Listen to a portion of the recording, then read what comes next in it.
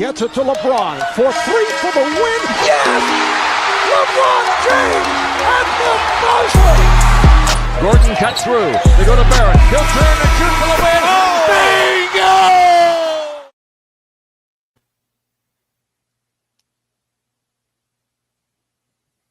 I don't know. I'm trying. I don't think it's gonna work. So we got. Listen, this is gonna be a quick show. I'm not gonna lie. It's gonna be a quick show because you're right. I fell asleep. No, I'm just kidding. I didn't fall asleep. I'm busy. But it's gonna be a quick show because obviously we're starting super late. We all wanted to wait until the game was over. But I have something, and and of course I'm not gonna be able to find it. Oh, here it is. And I wanted to kind of share it with you guys because it's pretty cool. I thought it was pretty cool. I don't know if you're going to find it as cool as I did. As you can see, I'm wearing my golf shirt from the team that I coach, the Warriors. And we had our awards banquet today. So they're the best. They're like, don't worry, it'll be over before the game starts. So like, you know, they're smart. At least they're basketball people. You'll have enough time to get home, and don't worry. So that was good. But while one of the people was presenting, and unfortunately, I have to draw this out a little bit because the format that the picture is in is wrong. So I got to change it. But I'll tell you the story while we kind of go through this. While he was kind of doing his opening remarks, he had mentioned, you know, what the cool thing about basketball is it doesn't matter kind of where you start your journey with basketball, right? It's like where you finish it. If, you know, and you guys know that if you're good, you'll be discovered, you'll be found, you know, blah, blah, blah, you know, kind of saying to all the kids, whatever. So then he starts to tell us a little bit about the Warriors' history, and hold on, bear with me a second. I'm sorry, everybody. And so as he's telling the history, he pulls up this picture, and I don't know why this picture's not. Yeah, I might have to screenshot it. Bear with me a second. He shows us this picture, and he says, "Here's this really cool picture from our organization, I guess, from years ago. This is maybe, I'm going to guess 15 years ago." And he asks everyone the question, and I'm going to ask you the question. Do you guys recognize any of these people? And I finally have it that I think I can share. So let's see. And I'll ask you guys if you recognize any of these people. They're clearly kids going into adults. Number 9, is that Shea? Number 9 is SGA. Shea, yes. Oh, damn. Number 10. No, I'm just thinking of Canadians. No, not him. He looks like LaMarcus Aldridge, but it's obviously not him. He's much older. But Think of his cousin. Aldridge's cousin. Not Shea's cousin. SGA's cousin. I don't know of his cousin. Maybe I've heard. Cole Alexander Walker on the Timberwolves. Oh, that's right. Yeah. Okay. So he says, here's two guys that played on one of our Warriors teams together about 15 years ago, and they went through our system through the whole like house league rep, et cetera, et cetera. That's SGA. That's Alexander Walker, and he's like, and now I think you guys know who these guys are, right? And all the kids start going crazy. They're like, oh my god! And it's like, this is a picture that he's like, I don't even think we knew. You know, the people who'd been around long enough knew, obviously because the coaches still talk to them and all that kind of stuff. He said, but it's not. I don't think I just got this picture. He says it's not something we would show every year. It's like someone said to me, hey, I didn't realize, and I'm like. Where are these guys when I'm running my squad? No offense, I love my team. My team's great, but man, I could have used those two guys. And I just thought it was like a really cool thing because like there's probably other places in the US where they have this a lot. But for a team in Canada to have two guys that both are, is it based like Richmond Hill, Vaughan, or we are kind of Toronto North. Okay. We have multiple campuses, right? These guys played at the Bathurst location, which is where I play out of, or coach out of. So it was kind of interesting. When he threw that up, I took, as you can tell, I took a screenshot, not a screenshot, I took a picture of him as he was talking. So shout out to Shahar. He doesn't know that he's gonna be on the show today. How old were they in that pick?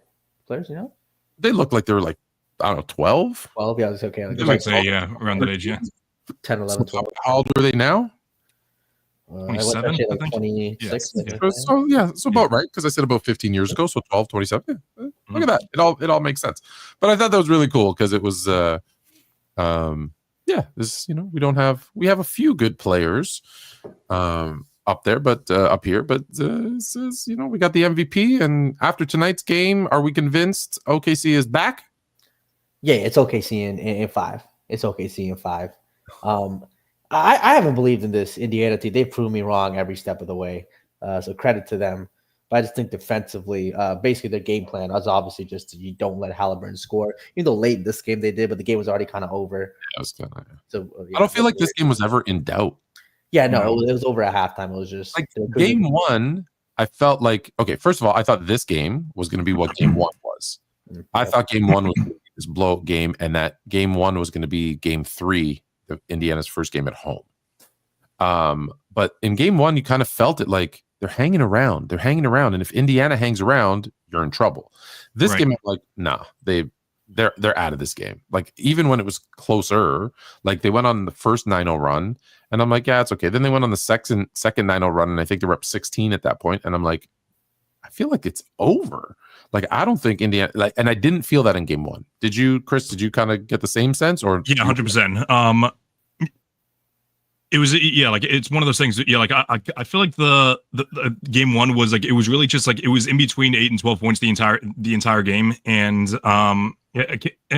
like I'll be honest, like I had to go, like I grabbed something like on the other side of the house, and I like checked my phone just to check, it was like what was it? It was like 5 or 7 at the end of 1, and then it was like 17 like a few minutes later. I'm like yeah, this isn't gonna be a game. Like I feel like we didn't learn anything from this game there that we already knew. I feel like that like Jalen and I were talking about in the pregame show, like we could see this game coming from a mile away. Indiana had like their typical like classic comeback win. That's literally like their fourth their fourth number 1 comeback to the playoffs. Like obviously Indiana had the closeout game against the Bucks. They had game 2 against the Cavs. They had game 1 against the Knicks, and then obviously they game 1 against the Thunder. So yeah, they I'm pretty sure after all those games they lost the following game.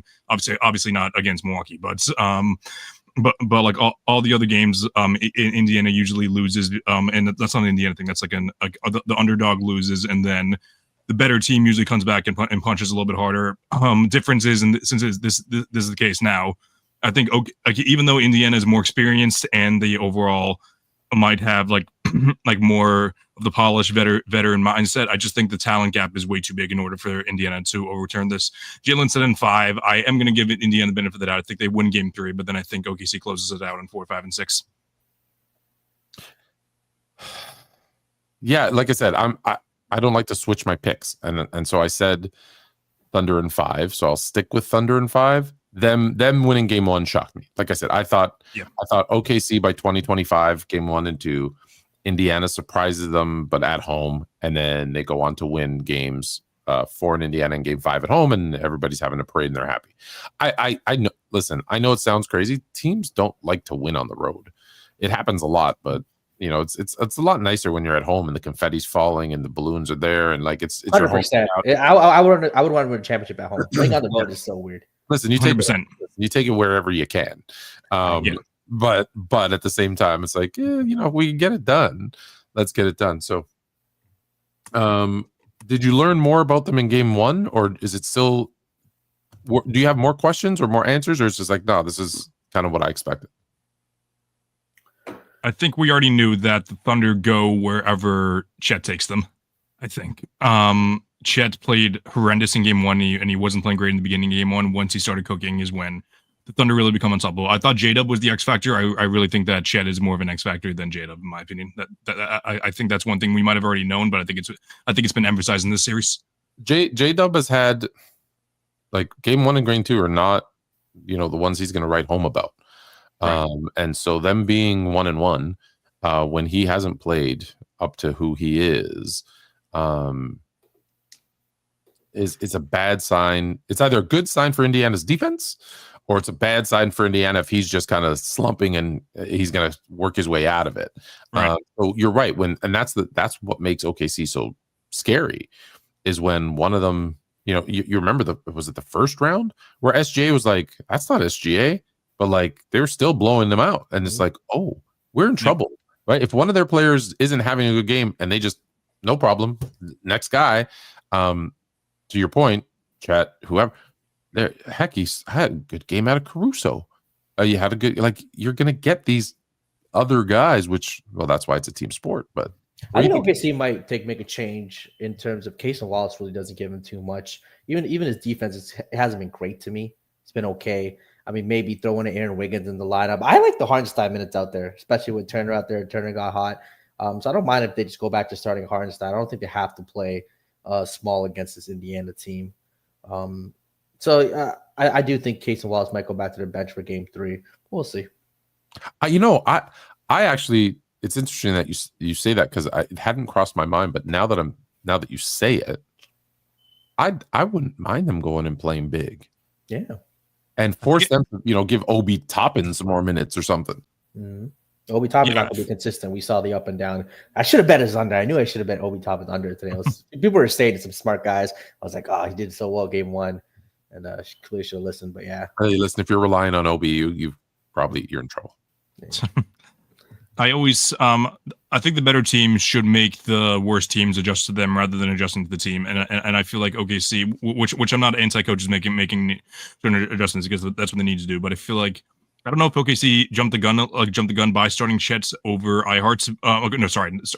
Starting Kaysen over iHeart given the matchups. But however, I do think that even though OKC was technically worse with certain minutes, the double big against other matchups, I feel like this is actually a pretty solid matchup to where you could put it to your advantage, because Miles Turner has been he's played great throughout this player front, but I also feel like he's not like someone who's going to who can, like, I'm trying to think of who's going to take advantage of certain matchups, like stretch out the line more. And I feel like we saw it a little bit today, like him not playing so great in the double big lineup. And I feel like we'll see a lot. We could see a lot of that if they were to start iHeart again in game 3.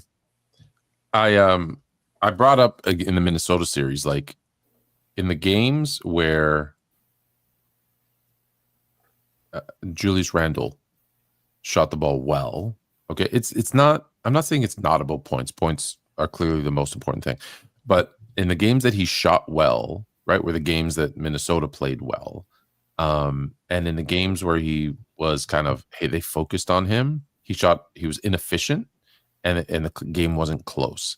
And I don't know if you looked at his stats, but I think he shoots like 12%, 60%. 14%, 60%. Like that was the up and down of his efficiency. And I see a guy who won the Eastern Conference Finals MVP in Pascal Siakam. I think he had 19 points in game 1, but he's efficient. I think he was like 7 of 14 or 7 something like that. He's efficient. Today he goes 3 of 11. Still scores 15 points. That's why I say it's not necessarily the point, but he goes 3 of 11. And I can't believe that it's just the players' inconsistency. Like, it's the OKC defense is doing things to create that. And if they've kind of figured him out, they're in trouble, because he had to drop, what do you have to have, a 31-point game, a 39-point game for them to get by the Knicks? If he's scoring, what's he averaging, I guess now, 17 points a game? 2 games, I get it. That's not going to do it. So have you noticed that in the first 2 games, or what are you seeing with Pascal? It's a tough matchup for him, right? Toronto guy is probably going to try to glaze him. No, I'm not. Look, I'm not. I was never the biggest Pascal guy, even when he was in Toronto. I think it's a tough matchup. You have Jalen Williams guarding some of him. Sometimes there's Chet out there, guarding him. It's a tough spot. I think in a lot of ways, again, they're denying Haliburton from scoring, making him a passer, or just getting the ball out of his hands. It's clearly focusing on Siakam because they know he's, the second best scorer on the team, maybe first. They're going to stop him. So, I mean, Nemba and Naismith are getting good looks. Turner is the guy who I think, again, especially when they go small with his kind of size advantage, you got to play through him. And he shot the ball well both games really well. I think, he shot 50%, 6 for 12, 5 for 10 first game, 6 for 12 last game, 15, 16 points. If they just play through him and get him more looks on the inside, because he has a size advantage where he can bully Chet a little bit down low. He just has a little more bulk to him. So when Chet's on him, when they're playing small. So his shooting efficiency is well. He hasn't even shot the ball well from 3. That should come around in the sense.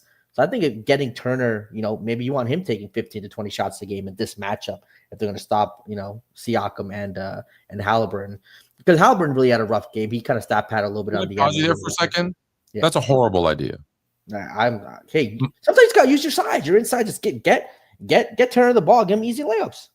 You know what a coach's job is to do? Find ways to get your best players in a position to get good shots and score. He's not just going to go away from Pascal Siakam, who's his Eastern Conference MVP. Look, you're going to give him the SU card for MVP. You better play like one in the finals. I hear you. You don't fully shut him off, but just get Turner more looks because he has the opportunity. Like I think he should be taking more than 10 shots a game. You do. In this matchup, yeah, I don't think Halliburton's not going to. He took the second most. He took the second most shots tonight, tied with Naismith. Haliburton took 13. Naismith and Turner took 12. Siakam took 11. It was all balanced. Yeah, it was kind of like a team. Which is what their offense has been all year long. I'm saying you need Haliburton to take 15 and Siakam to take 20. But I think Turner has the best matchup. Just the way they're guarding the other stars, he has the most open looks, the best opportunity. Do you know why he has the most open looks? Yeah, because the defensive intention is going to shoot. But hey, if he's going to make them, give it to him. Let him keep making them. Then maybe he went 5 for 7 from 2 and 1 for 5 from 3. So it's not like it's like a huge sample size. Yeah.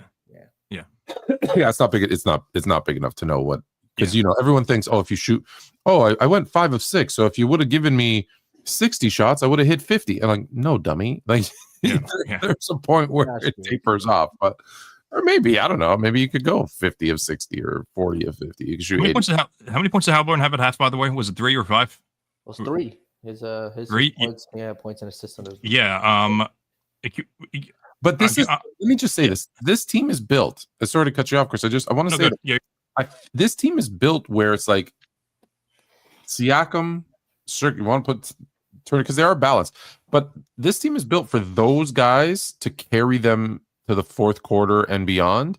And then Haliburton's like, he's your closer, he's your Mariano Rivera, right? Like he's the one that, and to a lesser extent probably Naismith seems to be like Mr. Fourth Quarter, bless you. And if they don't get to that point, they're going to lose. Right, because there's nothing by the time the fourth quarter came around, and late in the fourth quarter, especially you're down 20, it's done. Like your closer can't come in when you're down 10 runs and catch you back up. And that's so I wasn't concerned. Other than like if the score was tighter, I wouldn't have been like, I'm worried about Haliburton only having 3 points, because he affects their team in so many different ways.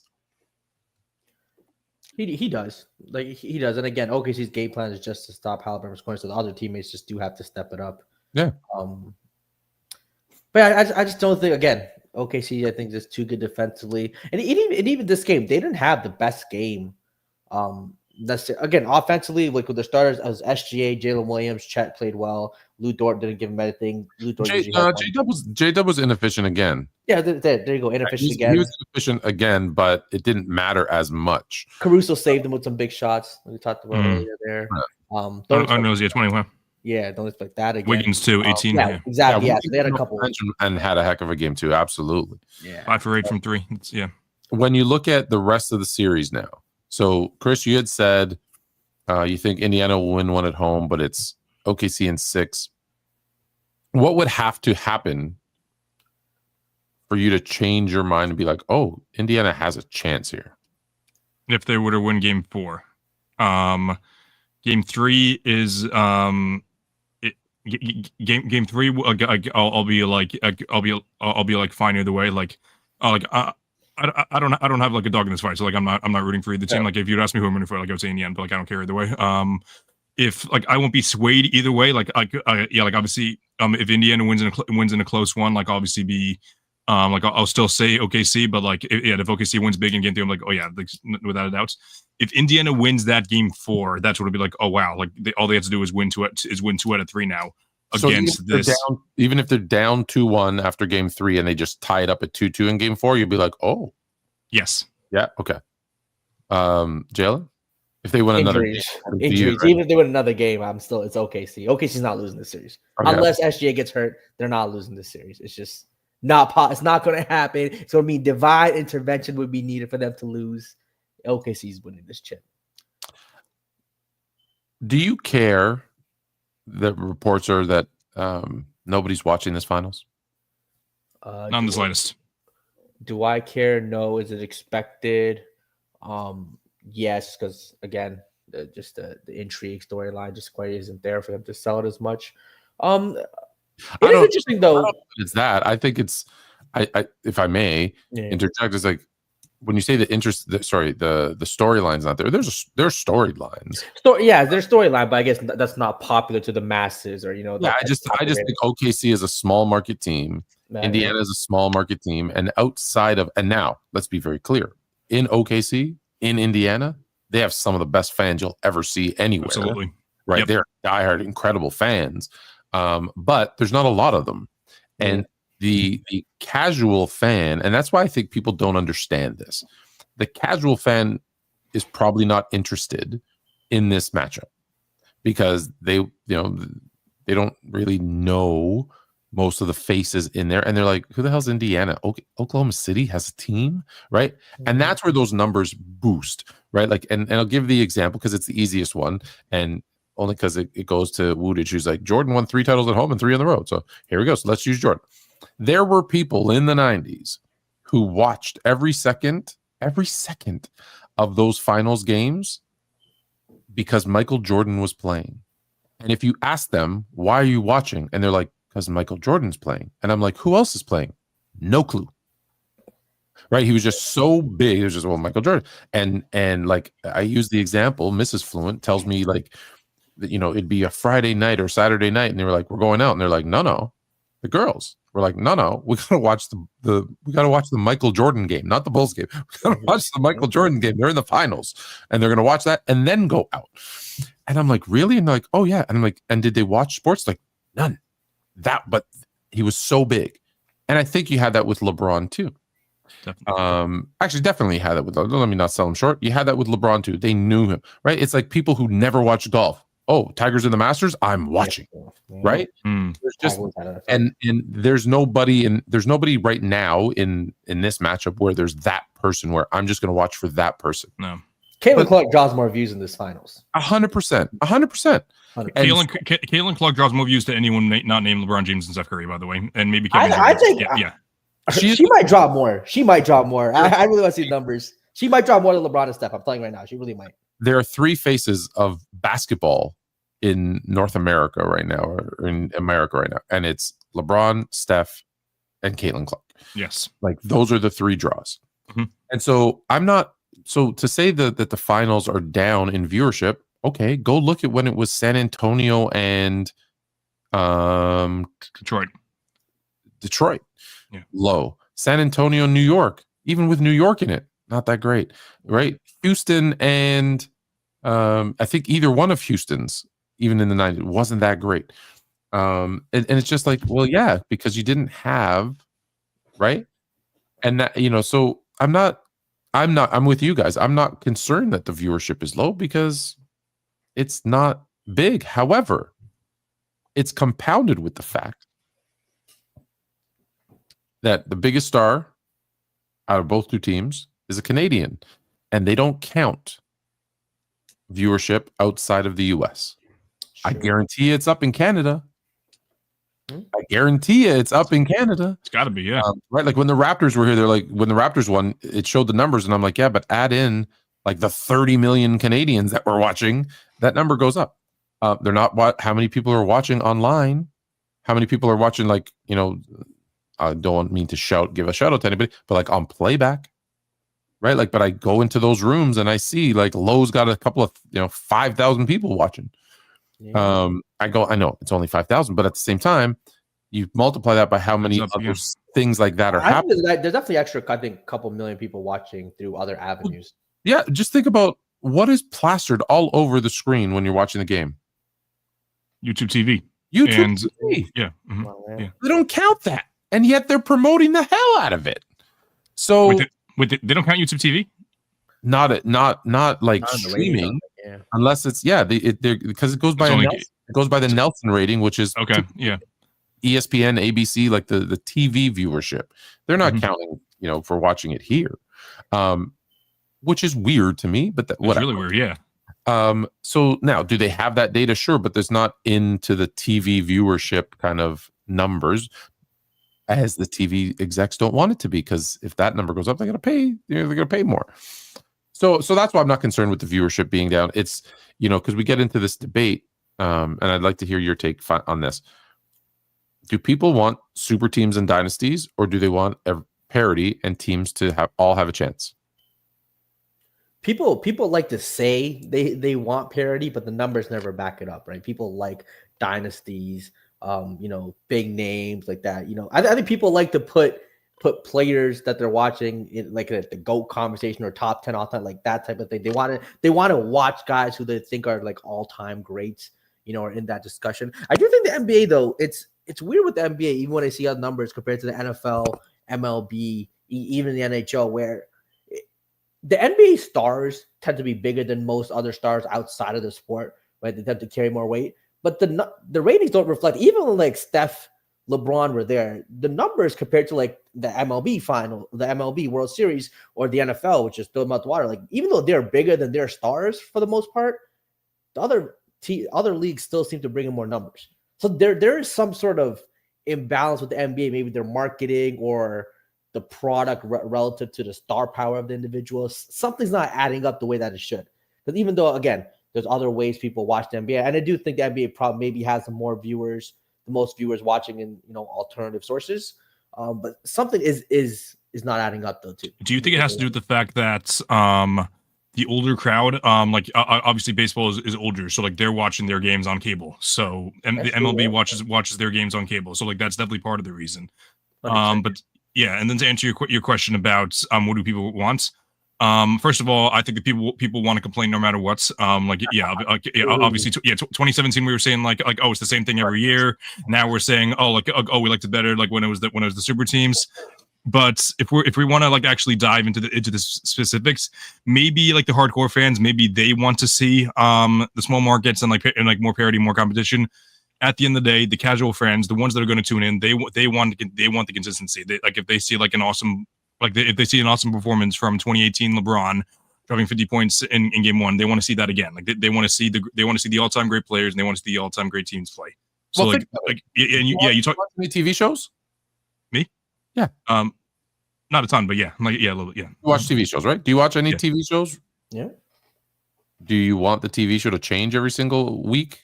Or do you want the episodes? You want the same characters? Yeah, carry over, build the storyline. Yeah, like the same ones. Yeah, doing right. Yeah, yep. Sorry, you were. I didn't mean to cut you off. Keep going. No, that was it. Yeah. That was. Yeah, I was giving you examples. So yeah, that was it. Is that at the end of the day, first of all, people are going to complain. Second of all, it depends on who you're asking. But what I was going to say is, we talk about it all the time. The league doesn't really care about appealing to us. We're going to watch the games no matter what, and we're going to like look into what players are hot, which players are cold. They want to appeal to the casual fans, whether they're going to tune in or not. That's what it is at the end of the day. They do have a problem though. I don't see anybody else. Like I said, the casual fans know LeBron, Steph. But I have a lot of casual friends who aren't big into sports, whatever. They know LeBron, they know Steph, but after like they don't even know Durant. You know what I mean? Like they don't know Kawhi. Giannis. Because the NBA does a horrible job, always has done a horrible job of promoting their stars. And think about, let me elaborate. If I'm gonna just say a year, okay, or a decade, excuse me, 60s, Wilton Russell, 70s, Kareem, 80s, Bird and Magic, 90s, Jordan, 2000, Kobe, Shaq, 2010, LeBron, 15s, 20s, LeBron and Steph. Today, LeBron and Steph. Those are the names, those are the faces, those are the people they promote. Whereas the NFL, as much as they promote their players, ask anyone, who's your NFL team? Mine's the Colts. And they will tell you a team name. Yeah, it's a shield. You ask half of the NBA people, and they're like, well, I'm a LeBron fan. What does that mean? It means I was a Cleveland fan, then I was a Miami. That's me, baby. Yeah, back to Cleveland. Yeah, and now I'm a Laker fan. Well, then you're not a fan of basketball. You're a fan of a player, and that's okay. Mm-hmm. But that's where the consistency comes in. Like, my team stinks, but I'll never leave the Bears. Ever. It doesn't matter who's on the team. When they're on the team, I love them. When they're off the team, I hate them. And baseball, I'm a Dodger fan. I don't care who's on, who's off, that's my team. Same with a lot of baseball people the same way. They don't bounce around from team to team. Basketball is the one and only sport I've ever encountered where this many people, and maybe because there's more movement, I don't know, but this many people, whether it's KD, LeBron, whoever, they'll bounce from team to team like it's nothing. Like there's more player attachment in basketball. It's part of it, yeah. I talk about baseball all the time with my friends. I don't think I've ever heard of someone. Yeah, I don't think I've ever heard someone say like, "Oh, I'm a Shohei fan. I'm a Mookie fan. I mean, look, Shohei's moving the needle though. Shohei is, yes, but they'll respect their talents and say, "Oh, I wish he'd come to my team," but they're not gonna drop their jersey and go buy another one. Hey, hold on. That Ken Griffey Jr. had that aura too. People are dropping the Mariners. To go to Cincinnati. I don't think many people were buying Cincinnati Reds jerseys for Ken Griffey. He's the exception. To me, Ken Griffey was an exception. Find me one person you know with a Griffey Reds jersey. A Griffey Reds jersey? I mean, they got to be obviously a little older now. I look around some of my former baseball teammates. I think unless it's his pops. I think his pops play there. It's senior. It ain't. I'm saying Griffey would be the closest guy in baseball who I could think would wear teams. But or A-Rod maybe too would be another one. I think A-Rod was him. I don't think they switch teams. I think like you ask. You're right about that. I don't think they did. No, they don't switch teams as much as the NBA. I don't know one personally. I'm sure there's some out there, but not nearly as common as the NBA. And I think that hurts it too. I think that really does. So back to my point. I don't think the NBA promotes enough of their stars, and I don't think they push the, fan of your team, hard enough like they do in other sports. You think there's more Michael Jordan fans than Bulls fans? 1,000%. Yeah, I think so too. Like 1,000%. There are guys. There are people who don't even know. Like, probably don't even know he was a Bull. Like they wouldn't be able to. They wouldn't be able to tell you another player on the team. I hear you. Yeah, no, you're it right. would just they have their Jordan gear and they don't. Oh, he played basketball. Oh, cool. Like, yeah, there's. Do you think part of the reason why they haven't marketed any I don't say at all, but like they haven't like marketed any superstars like they have Steph and LeBron, because the ones that they've like kind of like entertained the idea of like just having come up having like delivered like a Zion, like a Ja, like an Ant. They've missed a couple of times. Yeah, they've tried, but those guys didn't really make it easy for them. So I don't know if they're gonna do that. Like obviously Ant has his baggage, so I'm sure they'll try with Wemby. I'm sure they'll try with Cooper Flag. I don't know if there's any other current American Day players. Obviously, Tatum has his Achilles injuries now, so he's like, even though outside of like any American players, like maybe Devin Booker, but even then, but see, that's recent, right? Where they've swung and missed. Yeah. And maybe it's they just can't learn new tricks because it worked before. Like it worked with Magic and Bird. Like Magic and Bird saved the league, right? Yeah. Jordan made it global, right? And it was on his way until the situation. And then LeBron just kind of took it to another stratosphere, right? And so it's worked. But the problem is when you push one player, that's the point of this, right? When you push that, you're going to get it wrong sometimes and then have a plan. Whereas if you push 10 and one of them, or 50, whatever, 10, let's say 10, and one of them rises to the top, or 5 and one of them rises to the top, no problem. So instead of just saying Zion, it's Ja. It's Zion, Ja, Giannis. Hey, don't forget the old guys, LeBron and Steph, right? And then you add a couple of Tatum, I always forget Tatum, which is horrible because we shouldn't, because he deserves to get pushed. Tatum, and it's like, okay, cool, we push these guys, and like, so when Zion gets injured, no problem, we're just gonna slide Ant in there. Oh, when Ja has his issues, no problem, we're just gonna slide. Oh, there's a new guy, Wemby, coming in, cool, boo. You know what I mean? And it's just you Converse had one of the worst commercials ever.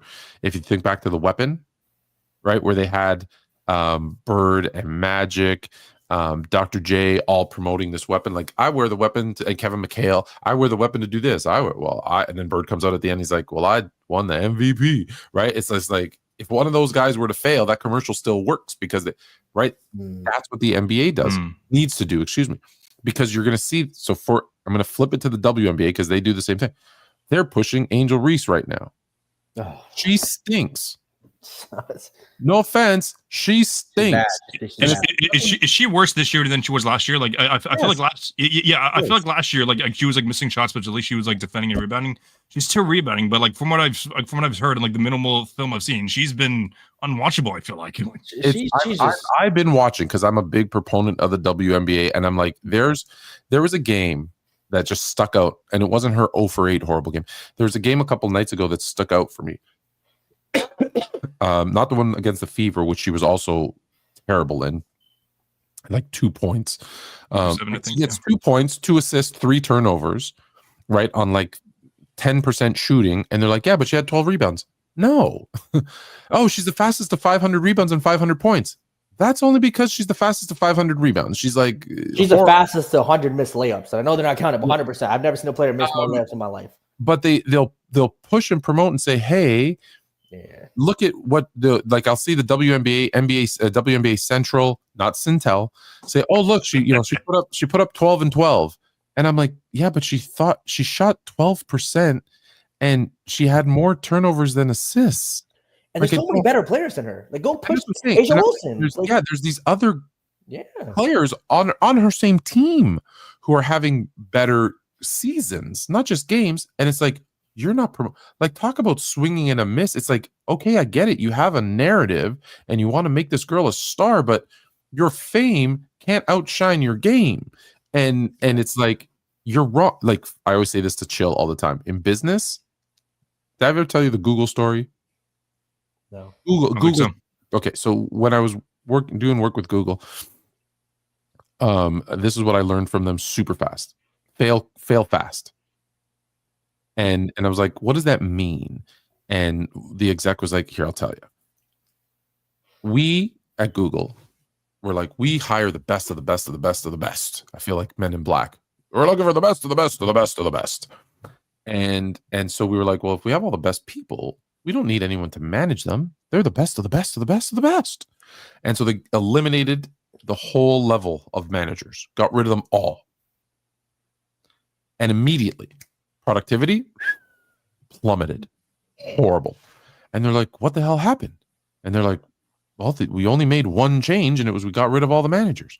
And they're like, but you guys said we had the best of the best of the best of the best. We didn't need managers. And the guy was like, well, clearly we were wrong. And so they're like, paid through the roof, and as many would come back or hired new ones. So brought all the levels of managers back in. Guess what happened almost instantaneously? Productivity increase. Everything went straight up again. And they're like, what the hell? So after the fact, this is how, even the smartest companies are stupid, had conversations with their people and said, well, yeah, like, I wasn't really sure on what I was supposed to do. When I ran into a problem, I didn't know who to go to. And they gave all these reasons why that level was needed. And it's like, okay. And I said, so what does that mean? He goes, we did it. Like this happened. This wasn't a thing that happened over the course of years. It was like weeks, maybe months, a couple of months. Like, it happened fast. And they're like, we did it. It didn't work. We changed it. No room for waiting. Fail fast. So you promote someone that doesn't pan out, change it fast. And so it's just, it blows my mind that it's just like, we are going to push this person and push this person and push this person because of non-basketball reasons. Angel Reese wants to be a celebrity, right? She wants to be an Instagram. Yeah, she's a celebrity, but she wants to be like famous. I don't think her goal is to be the best basketball player she can be. She wants to be an Instagram model, a fashion, like she wants to do all these other things. And again, there's a player like that in the NBA. She's better at that than basketball. So sure, 100%. She's better at that than basketball. Go do that 100%. But there was a guy in the NBA who wanted to do a lot of other things too. Shaquille O'Neal, 100%. But thing was, his game backed it up. He was so good, it didn't matter if he wanted to do movies, this, and all that. Because when he was on the court, he showed up. The numbers were great. But Angel Reese is like, I don't even, she might not even be like a top 30, 40 player in the league. And the fact that they keep pushing her, like again, maybe they want their own. Do they want their own Bird and Magic? Yeah, but Bird and Magic both had incredible skill sets. She rebounds, and she's the greatest rebounder the WNBA has ever seen. She does nothing else. She can't dribble. She can't pass. I don't even count rebounding your own missed shots is to me. No, it's not. It's not. Only about 35%. Which is a lot. That's a lot. Only 35% are me bounds. There's a name for it. Me bounds, which I love. I love that, by the way. But she can't dribble. She can't shoot. She can't pass. She can't defend. She can't run an offense. She can't set a screen. Like, she literally can't do anything but rebound. She can't block shots. Like, there's nothing she does. And I'm like, have you? And then people try to compare her to like a Dennis Rodman or a Draymond Green was the one I got. And I'm like, you know how disrespectful that is to Rodman and Draymond Green, who do so much more on the basketball court than just rebound.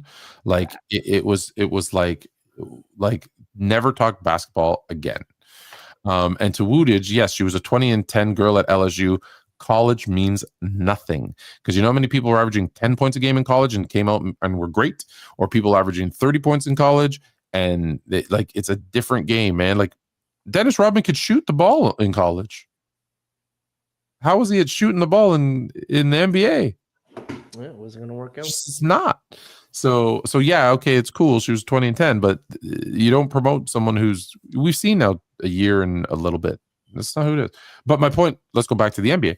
The point is, I don't think there's one, right? They need to change that philosophy of there's one or two, because if you're going to put in these first and second aprons, if you're going to make it impossible to have a dynasty or a super team, which is what the people wanted, then you can't have a face of the league, because that face isn't going to the finals over and over again.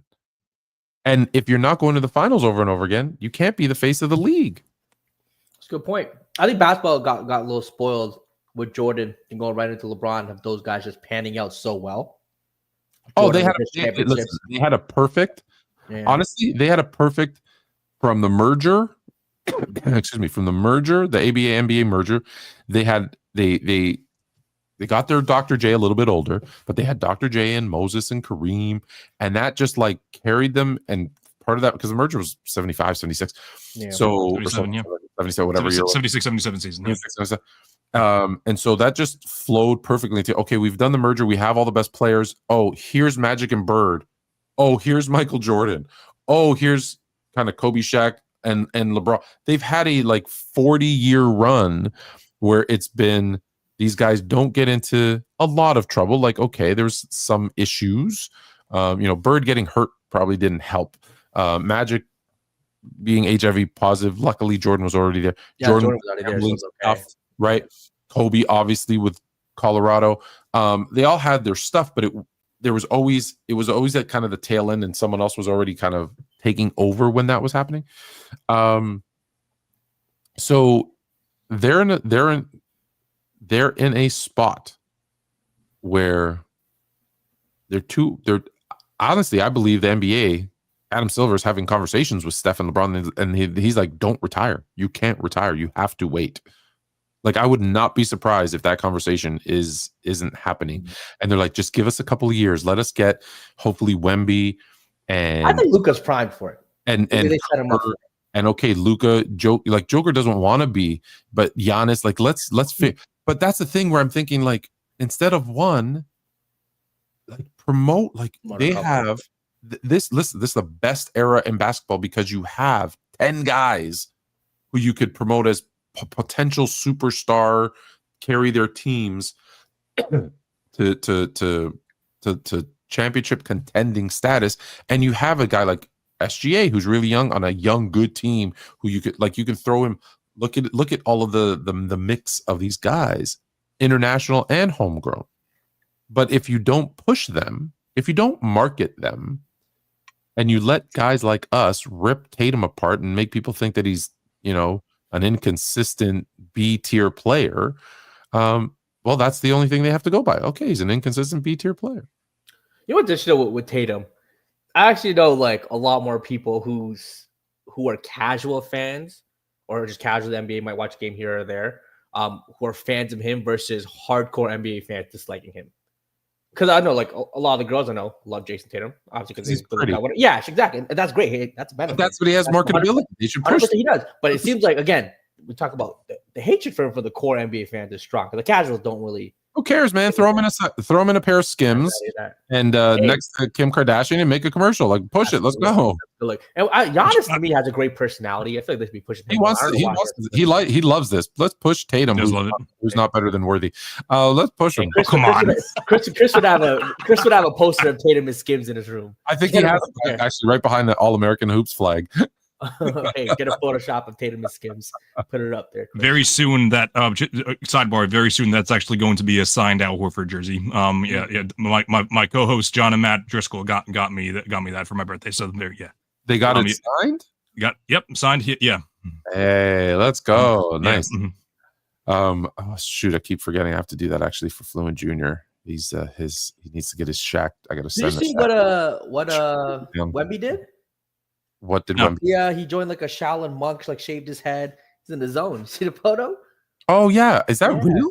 Yeah. Okay. Again, I mean, it looked real to me. Believe anything. I can't believe you can't. You never know these days. I hear you on that. But all right, we're last topic, because we haven't talked about this. The NBA All-Star Game has now moved, or is reported to be moving, to the World versus Team USA. Good, bad, indifferent? How you feel? Should be more competitive, I guess, if that's what they want. I think people will take some pride in winning or losing. I do think the whole All-Star Game is being overblown and overstated. I think people are dragging the conversation. Like, All-Star Games there's never been a truly, like, an amazing All-Star Game. It's always been you play casual and then you play hard in the fourth quarter. Like, there's never been an All-Star Game that I've been like, oh my God, that's such a great game. Like, it's an All-Star game. Since you've been alive, you're right. Sure. I mean, since 2000. Well, I actually feel like I've heard both Bill Simmons and Nick Wright, who are both so opposite sides of like how they look at the game today.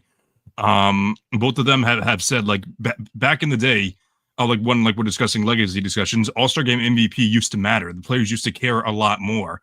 So I don't know, maybe it's a little overblown, but like no, it is a very clear big issue, which is why I think Adam Silver has been scrambling since 2018, like making change after change after change. Do I like this solution? No, I don't. But then again, I don't know of many other better options. But I think at the end of the day, you're taking away from players that that deserve it. But then again, you could also say the same thing about East versus West as well. Although I do feel like this is another extreme for how you're if you're actually making, if you're actually making if you're actually making it like you try to make it as close to the 24 best players as possible, which we know that's never the case. I feel like when you're making it USA versus The thing with that is you're right, because the East and West, because there's always there's 15 guys versus there should be 7 from right. Yeah. Mm-hmm. And I always thought the only real solution is, well, obviously not play the game at all, but is to just let the fans pick all of the players, and don't give them any credit. Like, oh, he's a 10-time All-Star, like that means anything, because it doesn't. Because it's the fans. So let the fans vote who they want. Let the fans vote who they want and what they want them to play. Meaning, they're going to vote for 24 players. Of those 24 players, they're going to be like, this is the team we want. Of those 24 players, this is who we want in the dunk-off. This is who we want in the three-point contest. This is who we want in the skills challenge. And let the fans actually pick, and then they got to play. And they got to. Unless you also make them vote for separately, you have to write in who you want for 3 points and who you want for dunk, who you want for They have to. but you said 20.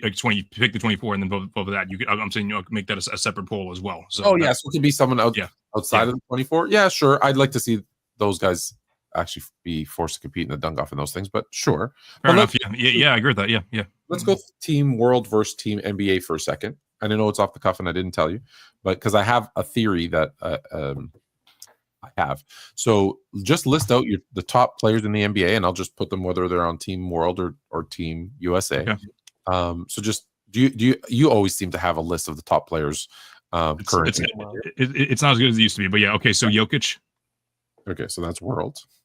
Giannis. World. Shea. World. We including Tatum.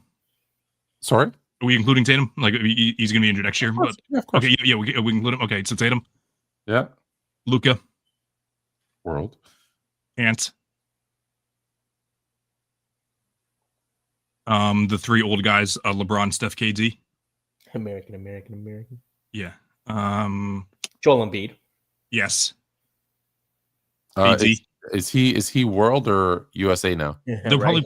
I don't even know. I for argument's sake, do we want to he played for Team USA at the Olympics, right? So he's going to be. I'm going to put him World Okay. because he wasn't born here.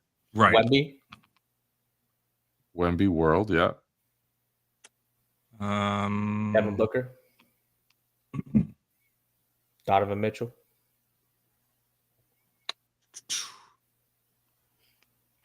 Sabonis. Domantas Sabonis. He'd be like one of the last guys. Okay, fine. That's that's for Ox. there is. Come on, it's only 14 players. Jalen Brunson. Okay. Jaylen Brown. Tyrese Haliburton. Good. The America needs some bigs. Well, okay. Do we say AD? AD? No. Kyrie. Just so you know, you have 7 people on the World team, and I gave you Embiid. Man, imagine it would be an American. Trae Young is still there. America's pretty stacked. If we're still going, he's not a top 24 player, but Rudy Gobert would be like a world guy. Okay. Sengun, Jalen Green, Scotty Barnes. Scotty. Franz Wagner, Paulo Banchero. Banchero was born in Italy, right? He's like Italian or something. I'm going to put him on the World team. He played. Okay, yeah. If we need somebody for World, yeah. He played for you Team USA and FIBA. We need more Worlds. You said Şengün already, so he's not going to make it before Porzingis. Why not? Porzingis. Well, he might make it at this point. If we're listing off. Well, you need one more to get to 12. For America or the world? World. For the World. World. You already have 15. I stopped counting. Oh, there's. Well, we didn't even say Cade, but he's American.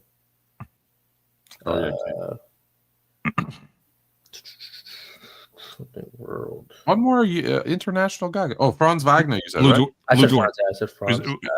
Is Lou Dort American? Lou Dort's Canadian. He's Canadian. Okay. But like Lou Dort would never make an All-Star game in any. He's from Montreal. Yeah. Okay, but here's my point.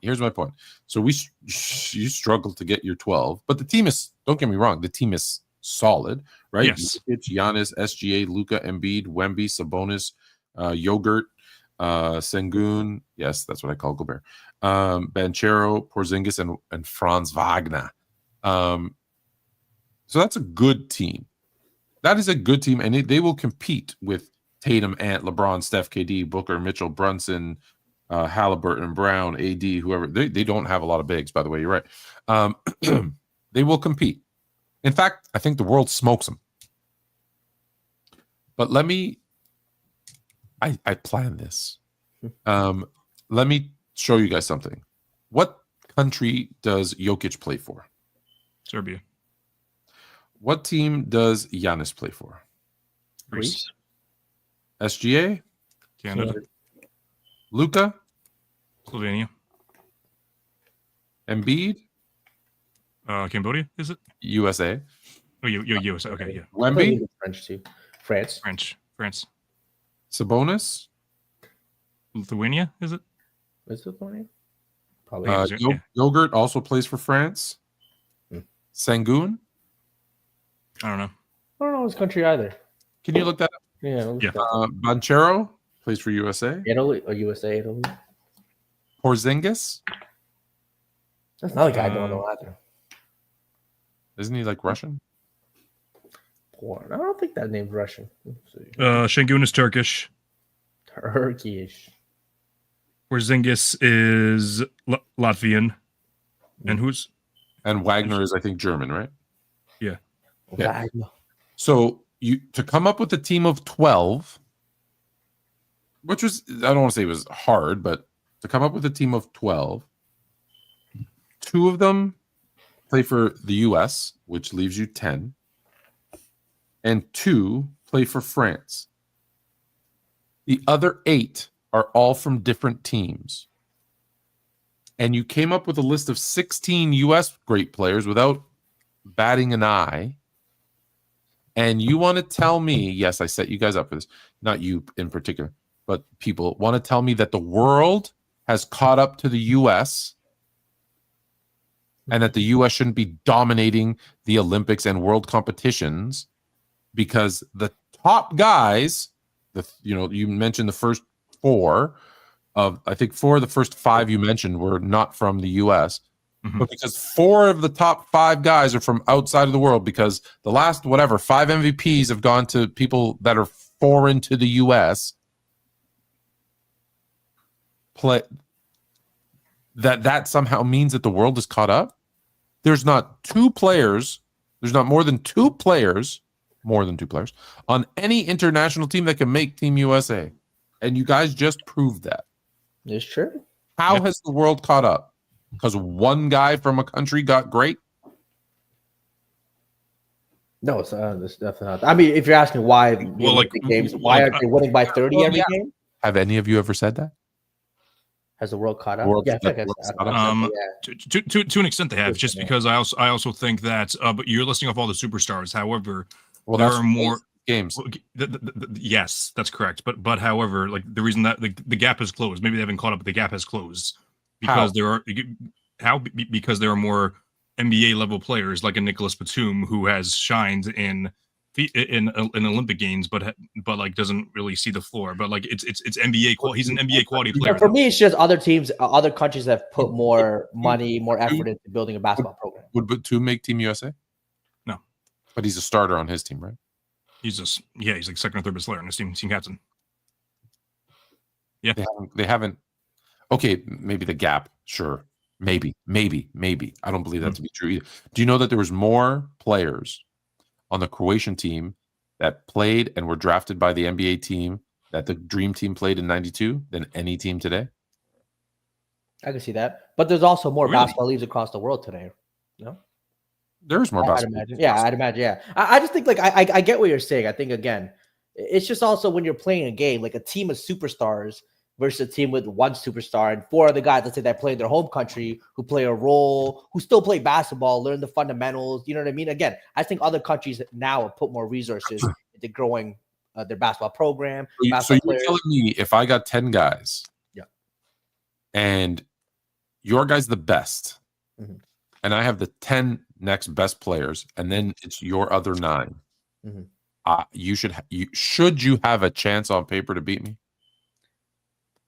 No.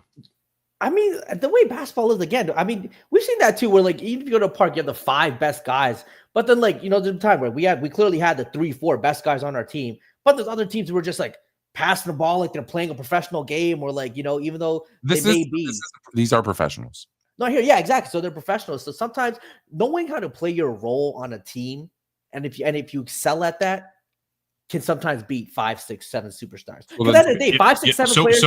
You can't play 5, 6, 7 guys can't play at a superstar level together. That's not a thing in basketball. So great players aren't important. No, great players are 100% important. But I'm just saying, when you put 5, 6, 7, or 8 all superstars on one team, everyone can't play like a superstar. There's only one ball. You know what I'm saying? Like people have to play roles. Just like So just what's like any team.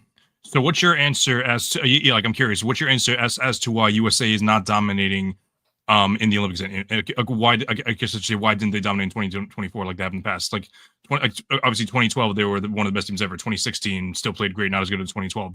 2021 they struggled a little bit, but then they ended up like kind of like cruising through. 2024 they almost lost in the semifinals. They had to come back, and then 2021 like they had to close that. And then 2024, they almost lost game 4, the semifinals, and then like it came down to the last few minutes in championship game. So like, why do you think that's the case? No, just kidding. Because they don't care. Because at the end of the day, if Team USA, and I mean everybody, executives, coaches, trainers, players, it's like the All-Star game. They don't care, and that's why it's close. If they cared. If they went in with the mentality of that, I think it was the Redeem team with Kobe. If they went into the mentality as the 92 team went in, where it was, we're not here to like just play and just win. We're here to send a message that you are not on our level. But the Redeem team wasn't blowing out teams out. They were in some dogfight games. Well, 2008? No, 2008. They were blowing the socks out every of them. team. I mean, not Spain. I know definitely not Spain. Let's see, 2008. There was that one, the one Spain. Maybe there was one game that was close, but yeah, the game was close. But my point is, it shouldn't be close. And based on the talent and skill, unless you're going to make a case that more talented and more skilled doesn't mean better. Which then blows out every young cat's argument that the NBA today is more talented and more skilled and therefore better than every other generation. I mean, I'll always stand by, again, when building a team, it's more, you have to have more than just a collection of superstars. Like, I'll take a greatly built team over. So you get a team with, again, a top 5 player in the world, a shooter, a defender, a guy can play certain roles versus 5. That goes great to my point. That's the problem with Team USA. They don't care, they don't try, and they don't build a team to play together for multiple years like the other countries do. Very true. Right? They get commitments from their players, and to build an actual team where they have everything they need. They don't do that, right? It's like, okay, let's come. Oh, you're the 12 best or the 12 that we want, right? I mean, Drew Holiday and Derek White were on Team USA this year, so I wouldn't say it's the 12 best players for the team. I mean, they've done a better job after the 2004. They did. Yes, they did. Absolutely, yeah. They did. But that's also why they won. Yes, 100%. Right? Is because, and so maybe they have learned something. Well, like I just remember getting. Yeah, I think when people say the other countries have caught up, I'm like, no, not from a player talent skill perspective, because it's always they've caught up. Look, 4 of the top 5 players are from other places. And I'm like, yeah, but each one of them is from a different country. And when you look at the talent pool that each one has to pull from, it shouldn't be close. I hear you on paper. Yeah, it shouldn't be close. Yeah. That's what I'm talking about. Yeah, of course. That's why you play the games, Jalen. Right? Because you know how many times there were teams that were the Warriors of, I want to say 2015, that beat the Cavs. At the preseason, they were I believe, and anybody can check me if it's not the most, it's in the top. The most, I think they're the team with the worst odds to start the season to win an NBA championship. At the start of the season. Yep. That's why you play the games. Now, as the season went on, their odds clearly got better. But people always want to use the favorites at the end of it and be like, oh, well, by the time they made it to the finals, they were favored to win. Well, where were they at the beginning of the playoffs? Where were they at the All-Star break? Where were they at the beginning of the season? True, right? Because them outperforming everybody's expectations throughout the season and then everybody jumping on the bandwagon, like that doesn't make you smart, right? Like it's easy for me to say, oh yeah, I knew it was going to be OKC and Indiana after they were up, 3-1 in their series. So yeah, sure. Did you find it, or I don't know if that's what you? No. Yeah, they keep on answering their own questions. It's one of those things. Yeah, because the first answer was the 2025 Pacers. I'm like, no, that's not the. That's not the answer. Yeah, it's unless the league leaked the scripts, then no, that's not the answer. Yeah. It said the 2025 Pacers. Yes. Oh boy. Script is out. The Pacers are winning the chip. Yeah. They're gonna win Game 3 and Game 4. This is going 7. I actually would love this. The series went 7. It'd be phenomenal. Closer games though. Didn't Game 1? Wasn't Game 1 a lot better than Game 2? Sure was. Yeah, the comeback. He hit the shot. It was exciting. Yeah. How important is the mid range? SJ misses his. Haliburton hits his. A lot of mid-range shooting this series. Definitely a lot of quality. You know why? Do you know why? I mean, because they're players. It's not that mid-range shooters.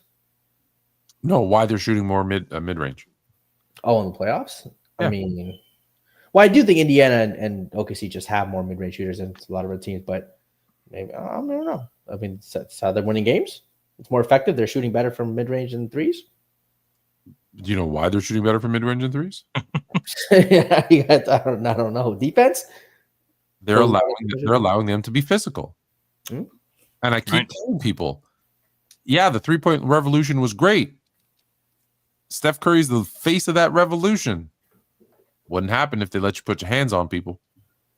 Have you ever tried to shoot? I've challenged you. I don't know if you guys, but have I challenged you guys to go shoot a 3, an open 3, and then shoot a 3 with a guy's hand on your hip? Oh, yeah, no, it's different. It's completely different. Very It's different. completely different. Yep. And even just a guy like right up on you and he's like right under you and just shooting a 3, like it's tough. That ended my career. Yeah. Wow.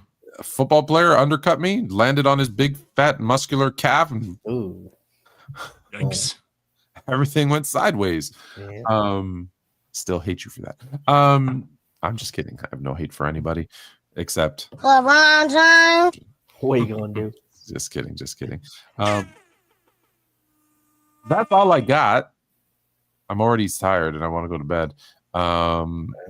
Anybody want to change their pick to the Pacers now that you know the script? Here's your chance because I'll clip it and be like, oh no. OKC's gonna win. People are gonna put SJ in discussions he doesn't belong in. We're gonna debate about that for a couple months. And yeah. All right, next week, will we have an NBA champion? Game 5 is on Monday, so no, we won't. Yeah, okay. No. Good call there, Chris. I might have said yes to the thing. I literally just checked. So, yeah. All right, so You next see the 1v1 with Michael Beasley and Lance Stevenson? that's the last thing I wanted to talk about. They should do more of that, yeah? 100%. I think will. I think guys over there at TNC, shout out Frigga, shout out Scotty doing their thing. I think they have more players, NBA players lined up. They saw this. They saw the whole series. And Frigga's been going on tour with all these older NBA guys. DeMarcus Cousins showed up. Chalmers, like he has quite a few players showing up doing this thing. So Kyrie said he will play. Yeah, 100%. I mean, Kyrie was supposed to be there too, commentating. I don't know if he made it or not. I missed the commentating part. But hey, my answer when people ask who the greatest 1v1 player of all time is, I'm just saying Michael Beasley from now on. I've seen him do it. I'm just saying Michael Beasley. He got the moves, the size, the game. You wouldn't be wrong. If it wasn't for his like off the court stuff, he would have had a very long, great NBA career. I feel like when the NBA finals are over, we should do an episode where we watch like some old Maryland games with Len Bias, and you guys can see how for the Boston Celtics, man, your team would have been good. Could have been. It was before but yeah, I don't know if you guys watched I doubt you did. Yeah. Bill Simmons had the documentary, the 9-piece documentary on HBO Max. It was really good. On Len Bias? What it's called? On Len Bias? No.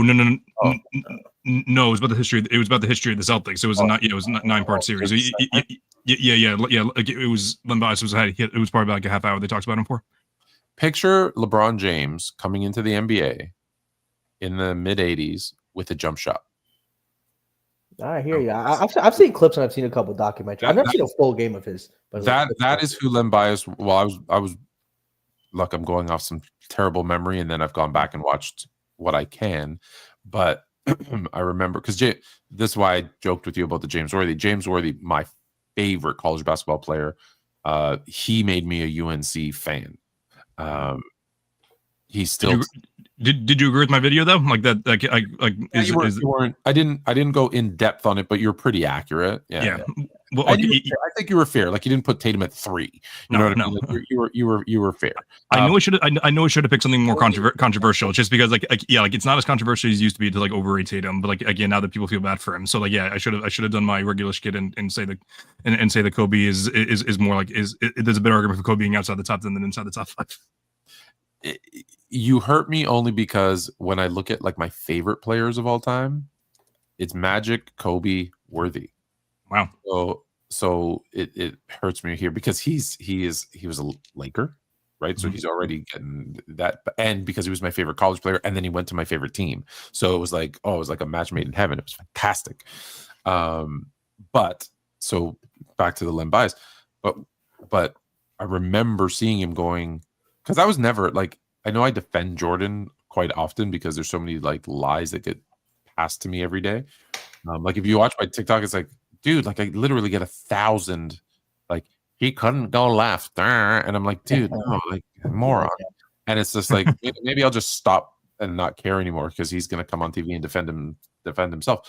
But I get so many of them that it's just never was a fan. Never was a fan. Never, even when they were winning championship, never, because the first one he won, he beat my Lakers, and I'm like, F that guy. F that. You know, in fact, in '91, kind of August, September, when I believe it was August, September, might have been October. I can't remember exactly when Magic, had the press conference and told everybody, he was HIV positive. I was like, Jordan did it. Jordan paid some dude. He's trying to get like I was so like conspiracy theory. Jordan had something to do with it to get rid of Magic, which not necessarily. Hello. Story for another day. But yeah, Len Bias was like, I want to say he was 6'8", 6'9", super athletic with a jumper. Like, and he was going to, right, the second greatest franchise of all time. So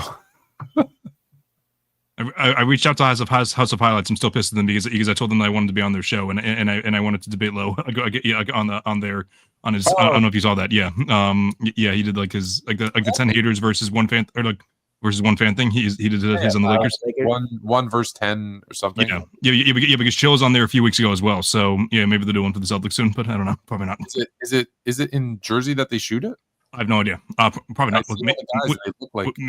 Maybe actually, I don't know. Whatever their studio is, because I saw Pick a Side. Pick a Side was there, yeah. Was there. I saw obviously Jay spends time in Jersey. Mm-hmm. I don't know where. Yeah, I don't know where else. What Kruger's he works at, but I'm a teacher, so I can fly wherever I want to in the summertime. So. Oh yeah, fair enough. Yeah, I'm surprised I didn't get asked.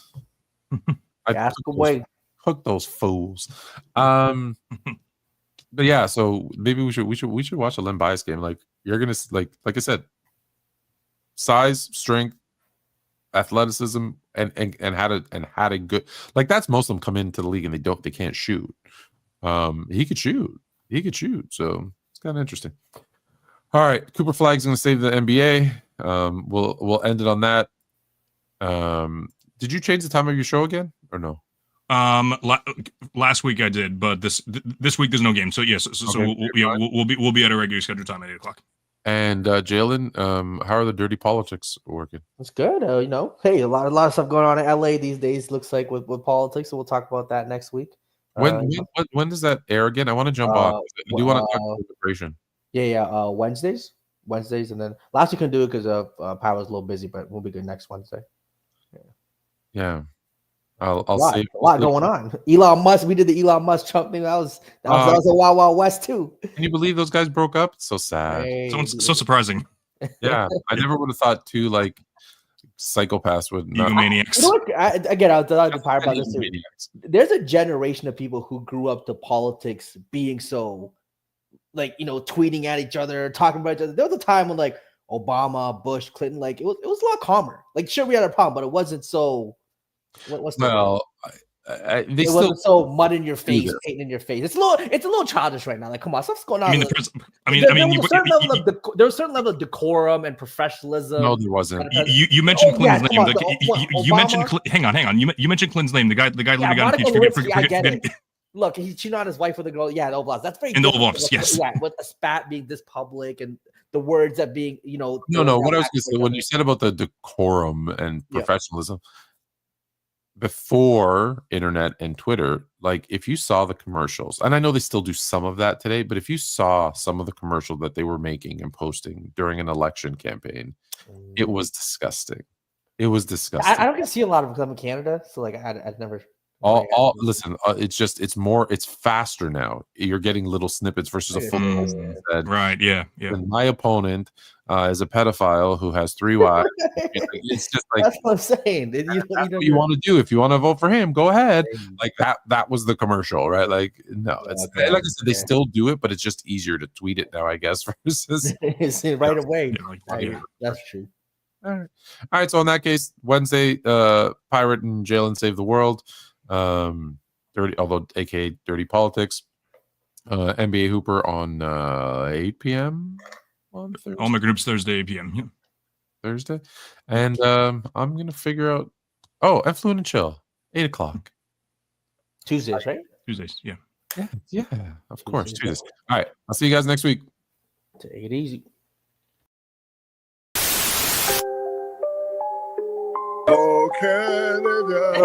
Put on a suit, drink water, don't drink and drive. Hey man, call your mother. It means nothing. It means nothing. Nah, they lying to you. It's about the money. Now you're more fluent.